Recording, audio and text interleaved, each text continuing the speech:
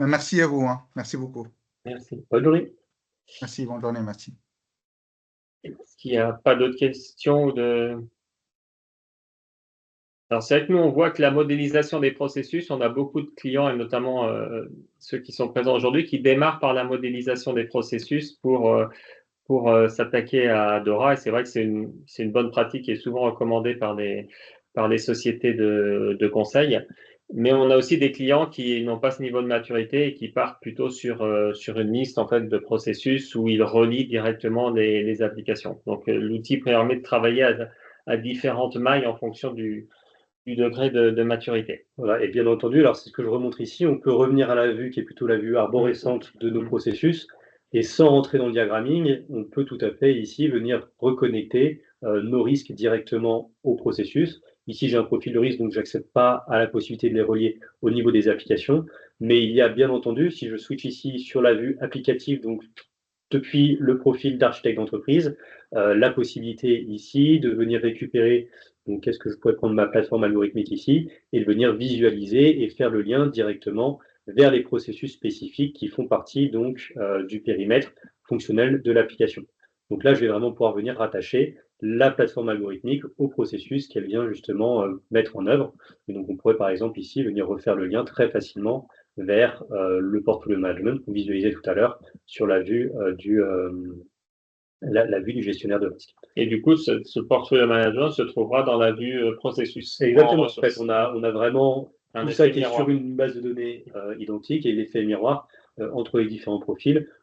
Chacun vient en fonction de ses attributions documenter les informations, donc soit lier le processus à l'application via le périmètre fonctionnel en tant qu'architecte d'entreprise.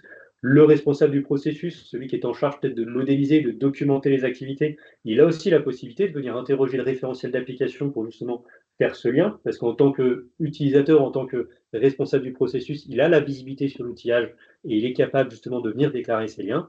Et on a par la suite la possibilité donc, de travailler justement en collaborant entre les responsables des applications et les responsables métiers qui sont déclarés ici comme propriétaires d'applications, comme propriétaires métiers des applications, pour un certain nombre d'outils ou un certain nombre en tout cas de fonctionnalités qui vont permettre par exemple ici de lancer des évaluations de valeur métier de chacune des applications, d'efficacité technique qui peuvent aussi être des indicateurs intéressants. Alors pas forcément dans un point de vue de gestion des risques, mais peut-être dans un point de vue de continuité d'activité, s'assurer qu'on travaille sur des activités, des applications qui sont efficaces et qui vont aussi avoir la possibilité d'être maintenues efficacement dans le temps pour nos différents métiers.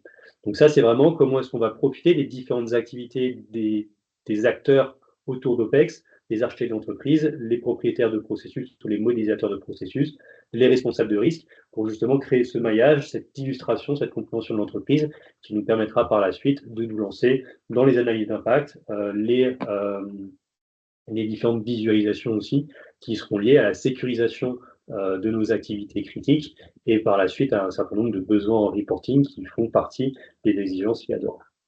Dora ou autres règlements de cyberrésilience. Est-ce que jusqu'ici ça va, c'est clair? Mettez des pouces si ça va ou plutôt en l'air qu'en bas. Est-ce que le niveau continue? Ok, on continue. Je ne sais pas si Teams laisse mettre des pouces vers le bas. Non, on a bloqué si ça ne va pas, n'hésitez pas à le dire. En tout cas, c'est important qu'on soit sûr que vous puissiez suivre aussi et que ça fonctionne pour vous. Donc ça, c'est la première chose, vraiment l'illustration qui est vraiment, je dirais, au cœur de la philosophie de l'outil OPEX, donc qui vaut quand même le coup d'être représenté, notamment si vous n'avez pas forcément l'habitude de travailler à travers ces différents types de populations. Ça fait vraiment partie des enjeux de Dora et des autres réglementations liées à la cyber-résilience, être capable d'avoir une plateforme ou d'être capable d'avoir un outillage qui justement récupère les informations en fonction des personnes qui l'ont en charge, qui la prennent en charge, qui la créent dans l'entreprise. Et donc c'est vraiment ici l'enjeu et l'objectif qu'on a derrière le référentiel d'OPEX. Derrière tout ça, donc on les a vus très rapidement. Bien entendu, moi en tant que gestionnaire de risque, j'accède à l'ensemble de mes risques. Et donc je pense qu'on a une population qui est majoritairement ici orientée risque, donc je ne vais rien vous montrer de très nouveau. Mais bien entendu, on va profiter de l'ensemble des travaux qui existent pour faire des évaluations, et ces évaluations seront contextualisées. Vous savez, comme dans OPEX, on est capable de gérer des contextualisations. Donc des contextualisations aussi bien sur une exposition à certains types de risques de nos processus, mais aussi la possibilité, c'est quelque chose qui est amélioré avec le module cyber-résilience d'OPEX Aquila, la possibilité de venir gérer des risques sur des applications ou même sur des technologies pour pouvoir justement profiter d'un périmètre étendu et d'avoir une vision plus granulaire, si on le souhaite, de notre exposition au risque TIC à travers les différents aspects de l'entreprise. Tout cela, on va le retrouver notamment par la suite dans les activités d'analyse d'impact. Je reviens ici à la page d'accueil juste pour faire un petit bilan. On a vu comment est-ce qu'on crée vraiment ces interactions, comment on crée un petit peu la base de notre dispositif DORA. Il va ensuite falloir mettre en œuvre ces analyses d'impact, pour pouvoir identifier nos activités critiques et aussi comprendre comment ces activités critiques sont exposées aux risques TIC, qui peuvent être des risques TIC qui vont provenir donc peut-être de nos fournisseurs, des tierces parties, des risques TIC qui pourraient provenir d'aspects technologiques, à nos applications, aux technologies qui viennent supporter ces applications, ou encore peut-être à des serveurs, à des installations, des data centers qui peuvent aussi être la cible d'un certain nombre d'activités malveillantes ou d'un certain nombre de risques liés à nos activités, ici liés au risque TIC. Donc, pour cela, on peut encore une fois revenir sur le profil de gestionnaire de risque, et je le mentionne ici, la fonctionnalité de continuité qui va m'être utile est également disponible en tant que gestionnaire de processus. Donc c'est vraiment, encore une fois, une activité qui est transverse. On n'est vraiment pas ici dans une idée de travailler en silo, mais vraiment de pouvoir partager ces différentes activités, ces différentes fonctionnalités aux personnes qui seront utiles. Ici, on voit que dans la fonctionnalité de Business Continuity Management, ou de gestion de la continuité d'activité, en français, d'OPEX, on va pouvoir créer différents systèmes de gestion de la continuité d'activité. Et j'en ai créé un ici qui est lié à la gestion de la cyber-résilience pour justement ma banque USA. Je vous ai dit que c'était sur cette partie-là de notre organisation qu'on allait se concentrer aujourd'hui dans le cadre du travail de cyber-résilience. Donc à chaque fois qu'on crée un système de management de la continuité d'activité dans OPEX, on va lui donner une entité qui va être un petit peu le point d'entrée des différents processus qu'on va souhaiter exploiter. Donc on reparcourra ici l'arborescence de processus et d'organisation qu'on a vu tout à l'heure, dans l'objectif, bien entendu, de pouvoir peut-être gérer de manière un petit peu plus granulaire ou séparée en fonction des entités, des filiales, en fonction des pratiques métiers aussi qui peuvent exister à travers différentes directions d'une même organisation. On va pouvoir gérer donc la gestion de la continuité d'activité, éventuellement de manière un petit peu différente et surtout avec des responsabilités différentes. On va avoir ici, pour USA Bank, notre responsable de la gestion de la continuité d'activité, qui est Ernesto. Il se trouve que c'est le profil que j'utilise pour cette démonstration. Donc on crée ici un petit peu notre contexte, on pourrait rajouter une description, ça va vraiment être rentré dans les aspects un petit peu plus de maintenance du référentiel, je n'ai pas été dans ce détail-là pour la démonstration, mais ce qu'on va surtout pouvoir faire, c'est justement ensuite lancer des analyses d'impact. Donc si j'en crée une nouvelle ici, simplement pour vous montrer, on retrouve ici des catégories de processus que je choisis donc d'ajouter à mon système de gestion de la continuité d'activité. Donc on a ici des catégories de processus qui sont potentiellement des processus critiques. On sait que généralement, les organisations, on a déjà une bonne idée de quelles sont les activités critiques. On va pouvoir les présélectionner, les préfiltrer avant justement de se lancer dans un travail plus précis, plus rigoureux de l'analyse d'impact de nos activités. Donc ici, je pourrais très bien en fait choisir dans chacune de nos catégories de processus les différents processus auxquels on est exposé et on va pouvoir ici lancer, si on le souhaite, de nouvelles analyses d'impact, donc tout simplement les ajouter à notre liste. Et ce qu'on pourra faire, ce sont donc les assigner à des responsables de processus. Ici, on voit que les deux nouvelles BIA que je n'ai pas ajoutées, que je viens d'ajouter, elles n'ont pas de responsable de processus, parce que dans les processus que j'ai modélisés, je n'ai pas assigné de responsable du processus, mais on va pouvoir, si on le souhaite ici, les rajouter à la main et nous assurer qu'on peut envoyer ces Business Impact Analysis directement au responsable du processus qui aura justement la vision métier pour faire cette analyse d'impact. Ce qu'on voit ici, et juste pour des questions de temps, je ne vais pas rentrer dans le détail de la réalisation d'une analyse d'impact, mais je vais vous montrer comment est-ce que ça se présente. C'est qu'on en a déjà un certain nombre qui ont été faites, et on a donc déjà ici dans ce tableau une certaine vision sur les différents indicateurs de continuité d'activité, qui vont être le RPO, le RTO, et également ici notre niveau d'impact sur l'activité, qui va nous permettre d'identifier très facilement les activités critiques. Donc, je vais ouvrir pas la plus critique pour cette démonstration, puisque j'ai travaillé plutôt sur les données de notre référentiel ici, de notre processus portfolio management, mais je peux l'ouvrir, je peux accéder en tant que gestionnaire de la continuité d'activité pour cette partie de notre organisation au détail des analyses, et on voit ici en fait les résultats qui ont été renvoyés par nos différents utilisateurs, donc en ce cas-là par le responsable du processus de portfolio management, qui nous a donc permis de venir visualiser ici les différents niveaux d'impact qui ont été évalués dans le temps pour 5 types d'impact qui font partie ici donc de notre template d'analyse, de notre modèle d'analyse d'impact par défaut dans OPEX. Je précise par défaut, ici on a des impacts qui sont finances, opérations, réglementaires, environnement et réputationnels. C'est des types d'impacts que l'on peut faire évoluer, donc en fonction des méthodologies que vous avez peut-être déjà en place, on va pouvoir faire évoluer ce modèle d'analyse d'impact de manière à nous adapter à vos méthodologies et à vous permettre, bien entendu, de faire une reprise des données qui pourraient exister ailleurs que dans OPEX de la manière la plus facile possible. Donc, on peut s'adapter, on peut récupérer ces informations de manière justement à aider l'adoption aussi de l'outil. Alors juste pour préciser, en fait, là, on vous a montré comment on crée les processus, comment on liait les applications au processus et après comment on faisait une BIA pour identifier les processus critiques. Souvent, les clients, ils identifient déjà leur processus critique et après, ils documentent la partie applicative. Il y en a même qui, je crois que c'est le cas chez certains qui sont présents, qui font la BIA à l'extérieur de OPEX et du coup qui ramènent juste un niveau de criticité du processus dans OPEX. Donc, il y a différentes manières de faire. OPEX est assez flexible pour vous permettre en fait de s'adapter à votre méthodologie. Et évidemment, on sait que OPEX n'est pas le seul outil que vous utilisez, même si on aimerait, et qu'on doit s'intégrer dans un écosystème et qu'on récupère des informations d'autres sources. Donc, typiquement, pour la BIA, c'est le cas, mais aussi, par exemple, pour les référentiels applicatifs, si vous utilisez des CMDB, on peut très bien récupérer la partie applicative de ces CMDB. Donc, mais c'est vrai que pour les besoins de la démonstration, on vous montre en gros tout via OPEX, mais sachez qu'on peut s'interfacer avec vos outils existants et que tout n'a pas besoin d'être décrit dans OPEX. OPEX va vraiment servir de logiciel de pilotage en fait de la résilience cyber et pour Dora et qui va vous permettre d'avoir cette vue vraiment holistique en connectant la partie métier et la partie applicative et de pouvoir identifier les risques TIC, les risques cyber, s'ils sont bien maîtrisés, s'ils sont bien contrôlés.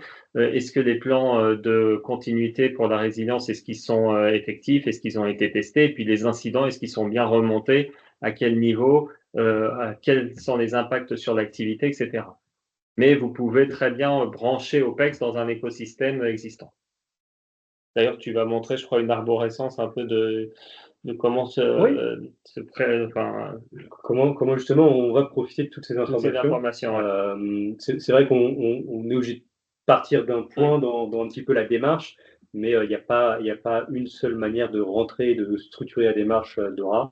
On a choisi un petit peu cette approche qui nous paraît, pour une démonstration en tout cas, la plus pertinente et celle qui illustre le mieux. Mais voilà, on peut bien entendu prendre un petit peu, entre guillemets, la démarche en route et puis profiter de tout ce qui existe déjà aujourd'hui pour venir le structurer autour de ces différentes fonctionnalités et bien entendu réimporter les informations si besoin. L'idée, en tout cas, reste la même, c'est de pouvoir avoir cette vision, justement, des impacts qui existent sur un processus en particulier. Donc là, on a fait notre analyse d'impact, et l'analyse d'impact, elle nous permet de savoir qu'on a un niveau de criticité donné sur notre processus, et on va donc pouvoir s'assurer qu'on est capable de protéger ce processus, cette activité critique, vis-à-vis donc de nos risques TIC. Et donc, on va pouvoir profiter notamment de visualisations ici sous forme de dendrogrammes, donc qui sont un petit peu ces arbres dynamiques qui vont permettre justement de venir visualiser à différents niveaux de lien l'exposition de nos processus à d'autres types de risques ou à d'autres types d'enregistrements qui peuvent exister dans la plateforme OPEX. On retrouve ici à un premier niveau la visualisation des applications qui viennent supporter notre processus de portfolio management.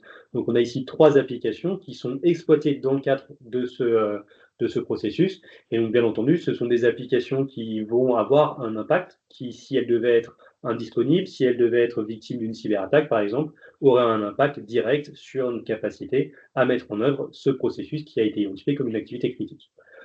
Ce qu'on voit aussi, c'est que non seulement on peut avoir des risques qui sont liés ici à nos applications, on a aussi des risques qui peuvent être liés directement à notre processus. Ici, notamment, nos risques liés aux fournisseurs tiers. Si vous vous souvenez tout à l'heure dans le diagramme, on avait ce risque parce qu'on passait via un fournisseur tiers pour nos activités de KYC. Et on a justement les rôles qui sont rappelés ici, quels sont les rôles qui sont impliqués dans ce processus, simplement pour un petit peu comprendre quels sont les différents types d'acteurs qui sont embarqués. Donc, on a ici notre département de gestion des risques, notre account manager, ou notre fonction d'account manager en tout cas, et on a ici le fournisseur KYC Unlimited qui a été identifié. Ensuite, on va pouvoir déplier toutes ces informations. On sait que les applications, on l'a vu, peuvent être exposées à des risques. Nos rôles également, nos fournisseurs, ici, on pourrait y avoir rattaché un risque. Ça va dépendre un petit peu de la manière dont vous souhaitez structurer votre référentiel. Pour nous, la démonstration, on se concentre principalement sur nos applications et on va pouvoir continuer un petit peu à déplier toutes ces informations. Les applications, on le sait, notamment lorsqu'on travaille sur le référentiel d'architecture d'entreprise, on va avoir une forte part de notre activité qui est liée à l'identification également des dépendances technologiques. Non seulement nos applications peuvent être exposées à un certain nombre de risques, on a ici un risque qui a été identifié de risque de corruption des données, mais elles peuvent aussi être exposées de manière indirecte à travers des technologies. Donc ici, par exemple, sur notre technologie SQL Server Entreprise 2019, on voit qu'il y a 2 risques qui ont été identifiés, ces risques étant mis sous contrôle à travers ici 2 contrôles qui ont été établis et qui ont été liés via notre référentiel de risque et de contrôle. Ce qui est intéressant, c'est que ça, c'est vraiment des informations qui ne proviennent pas nécessairement du travail qui a été fait par l'utilisateur que j'utilise aujourd'hui. Ça peut tout à fait être un travail qui a été fait au niveau peut-être de notre DSI, de justement venir identifier ces différents risques technologiques, qui sont vraiment propres au TIC et qui les ont liés directement ici aux technologies. Moi, je suis consommateur de cette information. Elle me permet de comprendre quelles sont les différentes briques de mon entreprise qui justement exposent à un risque mon processus, mais ce n'est pas forcément moi qui suis responsable de cette donnée. Je l'exploite, j'en profite, j'en dispose à travers ce type de reporting justement. Et donc ce qu'on peut voir, c'est qu'on a ici nos applications, on a nos technologies, les risques ici sont évalués également, donc on a derrière, et vous le savez probablement déjà dans la plateforme, bien entendu, toutes les fonctionnalités nécessaires à faire de l'analyse de risque, de l'évaluation de risque, également de l'évaluation des contrôles, pour pouvoir ici retrouver les niveaux de risque inhérents et les niveaux de risque résiduels de nos différents risques. Excusez-moi. Pardon, tu veux rajouter quelque chose? Non, je voulais juste voir s'il y avait des questions peut-être par rapport à ce qu'on vous montre là. Est-ce que c'est des choses qui, du coup, font sens par rapport à vos organisations? Est-ce qu'il y a peut-être même des suggestions pour améliorer ces visuels? Voilà. On est aussi preneur de votre feedback lors de ces échanges. J'aurais pu me mettre en plein écran. Ça va te permettre de reposer ta voix peut-être. D'accord. Non, pas de sujet, hein. Je suis avec attention. Ok. Voilà, ça fait un peu rêver. Le seul point, c'est de réussir à obtenir en fait toute cette carte en amont Ouais, qu'on va devoir avoir. Voilà, on sent bien que quand on alimente, ça prend du sens. Par contre, il y a un travail conséquent pour réussir à amener l'organisation à avoir décrit tout ça en amont. Mais il faudra qu'on le fasse de toute façon. Donc l'outil peut éventuellement aider à le faire facilement.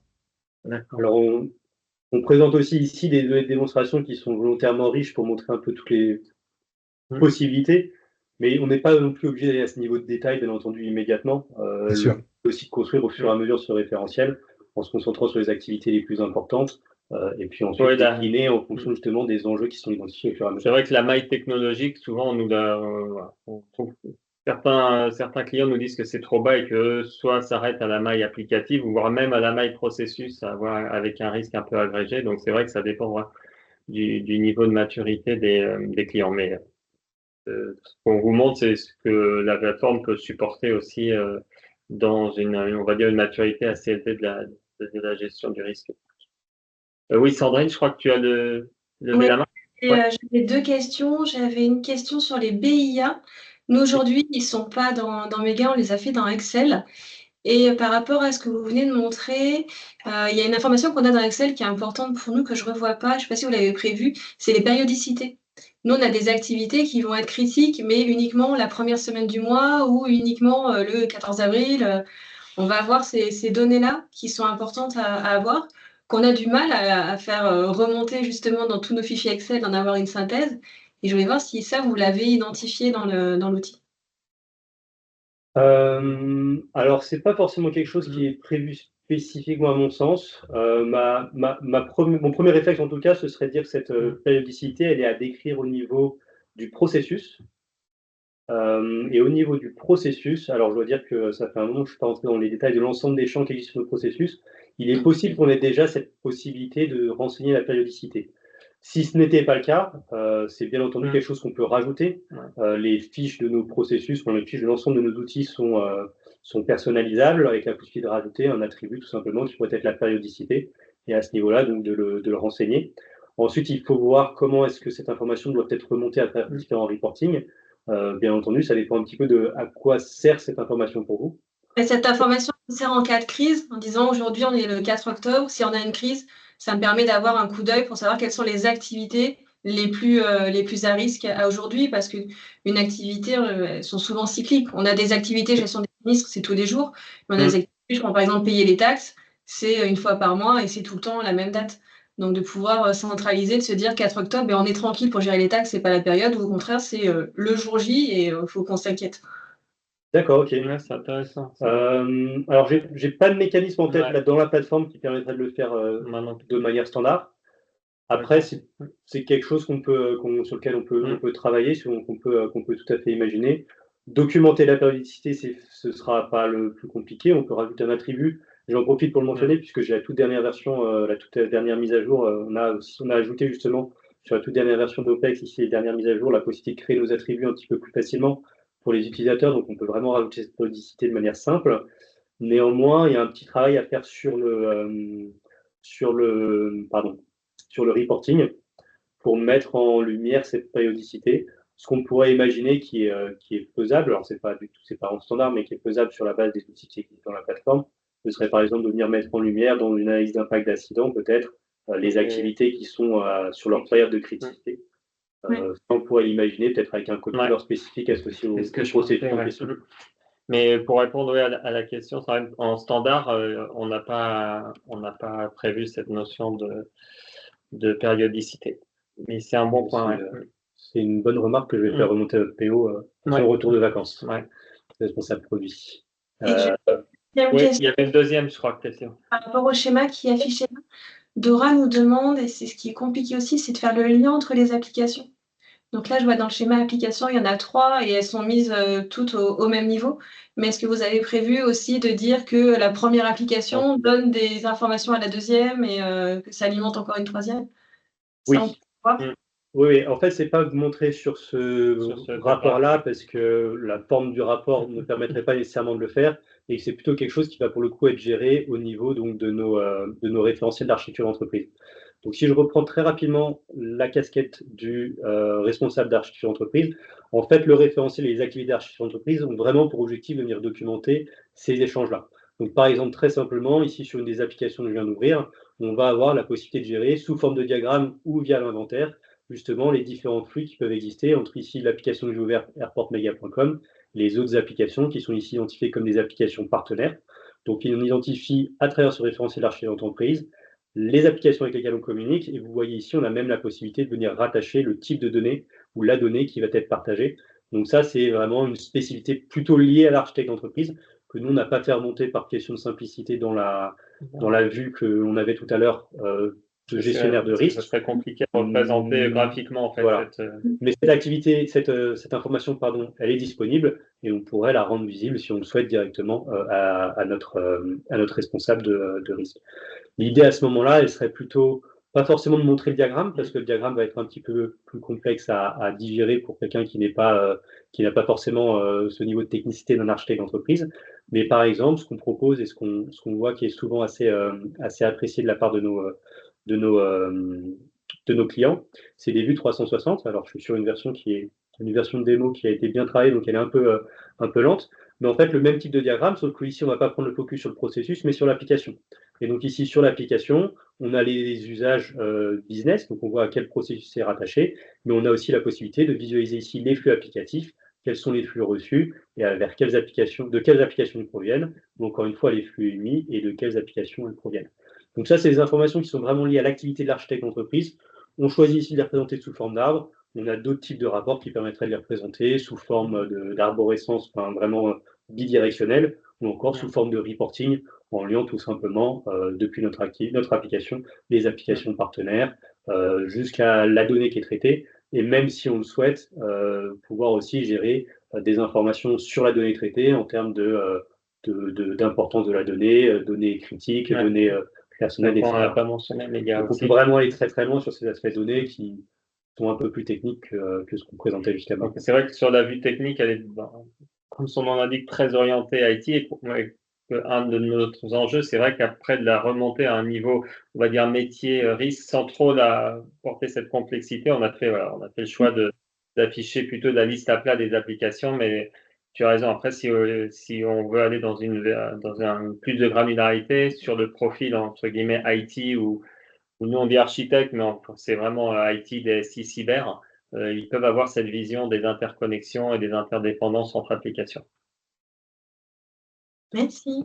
Et ce qui est important de noter, c'est que cette donnée-là, on n'a pas à montrer parce qu'on l'a réservée à chez l'entreprise, mais il est bien entendu possible dans la plateforme de la rendre accessible à vos gestionnaires de continuité d'activité. Si c'est plutôt une activité qui va être gérée par des personnes, disons, orientées IT et qui sont capables de consommer ou qui ont besoin de consommer cette information, c'est une information qu'on peut rendre visible à travers le paramétrage de la plateforme. Elle est faite vraiment pour s'adapter à vous, vos besoins.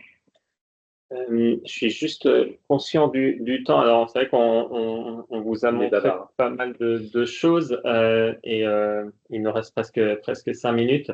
Et là, je vais faire un vote à main levée. Est-ce que vous souhaiteriez qu'on fasse un deuxième, une suite un peu, puisqu'il y a d'autres choses qu'on voulait vous montrer. On voulait vous montrer aussi la gestion des incidents qu'on n'a pas pu traiter, comment aussi évaluer les risques, comment évaluer les contrôles. Est-ce que vous souhaiteriez qu'on fasse un follow-up à ce meeting-là? Si vous pouvez mettre des pouces pour me dire si ça vous va.